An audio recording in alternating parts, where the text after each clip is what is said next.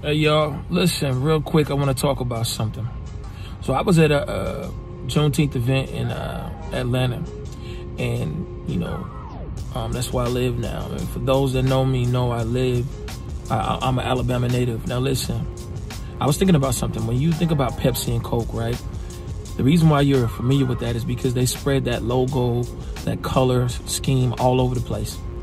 And so you see it over and over and over and over and over again. And so subconsciously it goes in your mind. Every kid can tell you just about what Pepsi or Coke is. Because subconsciously you advance the logo or you market the logo over and over again. And it's not that people necessarily like it. It's just that they have to see it so much. They're forced to see it that they have to identify that it exists. Now I told you, if you go through some of my Facebook lives and video, that racism is a tool of sociology, and sociology is a study on how to build a framework and basically position people in their thoughts and how they think and what they do. And so this is what we have. We have a positioning. Racism is a tool of sociology, and its whole thing is to divide. Now, I want you to understand something. I'm going to say this real quickly, and I'm going to do other videos. But the word white privilege just simply means this. Whenever it suits you, you can lean on what whiteness means, which is purity and whole. And if you don't like that, or if at any moment you need to switch it up, you can refer to your nationality. In other words, you have a place that you're from that you identify with, and then you have an idea and concept which you can accept. So you have two levels of dependence. Black means you're a group of hopeless people who have no identity and culture and have nothing to fall back on. So it's designed to keep you helpless and hopeless. So let me give you an example. When you see Chauvin's knee on Floyd's neck, that's a message. The message is you're black, you're less than. We try to beautify these terminologies, but for hundreds of years, black has been a logo for racism. Whiteness has been a logo for racism. And when people don't want to be attributed to that, they fall under their nationalities. But you say, well, what do we do? Are you saying that we should get rid of our blackness? Yeah, that's what I'm saying. You say, well, what else do we have to fall on? That's the work. That's the work. I keep hearing us talking about blackness, but I ain't seen much done from blackness. You can't say all men are created equal and then lean on blackness, because blackness has no land, it has no culture, it has no flag, it has no inheritance. The word nation means, or nation is a French word for of the land. Racism has nothing to do with of the land. It has to do with embracing ideas or concepts or social constructs.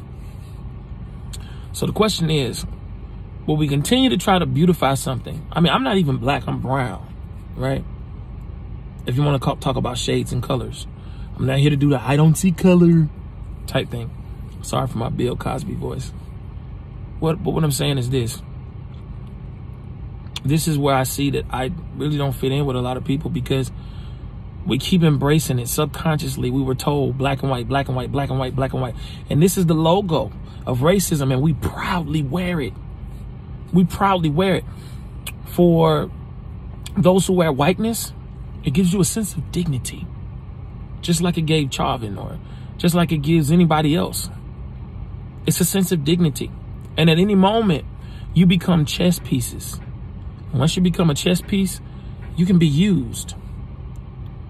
But I think it's time for us to become more than the chess pieces. It's time for us to invent our own games. It's time for us to reinvent the wheel. It's time for us to become inventors like never before. Doctors, lawyers, teachers, psychologists, therapists. It's time for us to be beyond that. I'll close by saying this. I was listening to Malcolm X, and he said, do you know, in the white community, they don't exalt the comedians or the entertainment people. Only in our communities we do that. They exalt the politicians, they exalt the people in power who can make actual moves. They exalt people in power in legislation and jurisdictive actions. They acknowledge the people that own the music industry, people that are over industries. And only thing we have that we market, we don't market our scientists, we don't market our teachers, we don't market our financiers or financial gurus. We don't market them. We market entertainers, rappers, and athletes. Why? Because that's all you have for blackness. Now, some of you gonna say, are you saying that you're against your own people? No, I'm not. I'm saying realize that everybody has leveraged our people because we don't know who we are. And you can call us 3/5 of human, because as long as we identify as black, black is not human. Black is a ideology. This is why when whites get ready to make moves, they go under the auspices of their nationality. So it's just a little tidbit. I'll be talking more about racism and what it means and how it's a tool and how black and white is the logo. So I need you to hear me. Black and white is the logo of racism. And every time you advance black and white, you advance racism. All right. Love y'all.